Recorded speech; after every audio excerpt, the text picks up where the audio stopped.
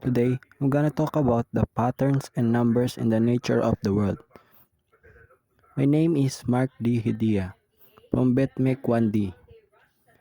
Patterns. In mathematics, a pattern is a repeated arrangement of numbers, shape, colors, and so on. The pattern can be related to any type of event or object if the set of numbers are related to each other in a specific rule, then the rule or manner is called a pattern. Sometimes patterns are also known as sequence. What we don't know. In general sense of the word pattern are regular, repeated, or recurring forms and designs. We have encountered pattern problems when we are in grade school. Usually there are the topics that were discussed before we go to deeper discussion in mathematics. That is because mathematics includes only not only numbers but also shapes, figures, letters, logic, and others. Patterns in natures. Patterns in natures are visible regularities of form found in the natural world. These patterns recur in different contexts and can sometimes be modeled. Natural patterns include symmetries, trees, spirals, meanders, waves, poems, tessellations, cracks, and stripes.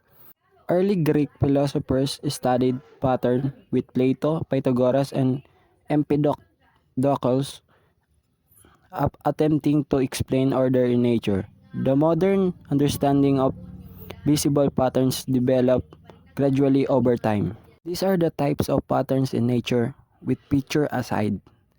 A fractal is a kind of pattern that we observe often in nature and in art. As Ben Weiss explains, whenever you observe a series of patterns repeating over and over again at many different scales and where any small part of resembles the whole, that's fractal. A spiral pattern would be described as a circular pattern beginning at a center point and circling around the center point as the pattern moves outward.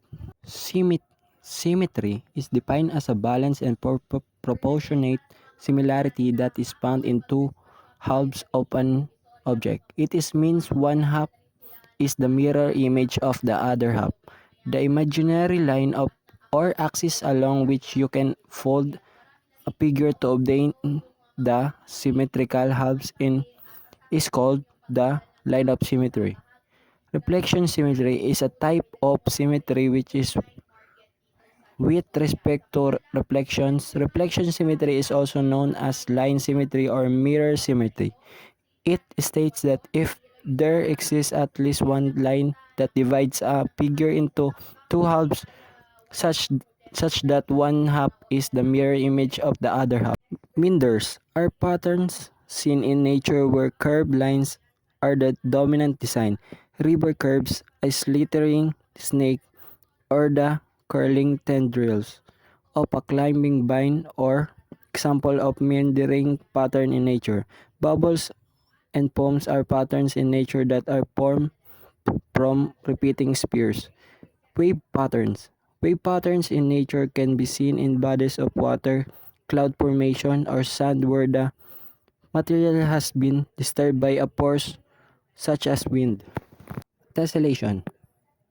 A tessellation is a pattern created with identical shapes which fit together with no gaps. Regular polygons tessellate if the interior angles can be added together to make 360. Certain shapes that are not regular can be also tessellated. Patterns can be also seen in the external appearance of the animals. Tigers have a distinctive reddish orange fur and dark stripes like some of the cats here in the Philippines. Thank you for watching. That is all my report.